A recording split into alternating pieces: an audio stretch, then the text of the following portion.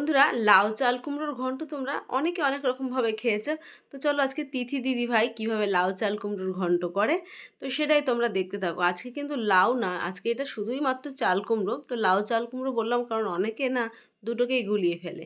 তো কড়াইতে আমি সর্ষের তেল নিয়ে নিয়েছি, চিংড়ি মাছটাকে ভেজে নেবো। চিংড়ি মাছটা যদি একটু বড় সাইজের হয় তাহলে এটা ঝোল খেতে না বেশি ভালো লাগে। যেমন কাঁকড়া দিয়েও কিন্তু লাউ চাল কুমড়ো রান্না করলে ঠিক এরকমই হবে। জিরে, শুকনো লঙ্কা, তেজপাতা ফোড়ন দিয়ে এখন দিয়ে দিচ্ছি মশলা, আদা কাঁচা লঙ্কা বাটা, টমেটো, আর দিয়েছি পরিমাণ মতন হলুদ লবণ।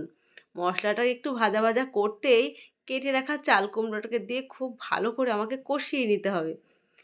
কষিয়ে দিয়ে একটু ঢাকা চাপা দিতেই কিন্তু চাল কুমড়ো থেকে, যদি চাল কুমড়ো ভালো হয়ে থাকে তবেই কিন্তু জল বেরোবে, কারণ চাল কুমড়ো না খুব একটা ভালো কিন্তু কপালের জোরেই হয়। চাল কুমড়ো দেখতে যেমন টাটকা, ভেতরটা কিন্তু শুকনো হয়।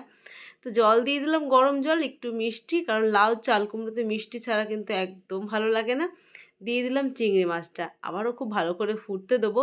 এই রকমভাবে ঝোল ঝোল চাল কুমড়ো দিয়ে বা লাউ দিয়ে চিংড়ি মাছের ঘন্ট তোমরা একবার করে খেয়ে দেখো, দারুণ লাগে খেতে। আর এটা কিন্তু ভাজা মশলা, ধনে, জিরে, শুকনো লঙ্কা আর একটু তেজপাতা আছে। এই মশলাটা দারুণ লাগে মানে এরকম নিরামিষ তরকারিতে। তো ঝোলটা ফুটে উঠলেই কিন্তু রেসিপি রেডি, লাউ চাল কুমড়োর ঘন্ট।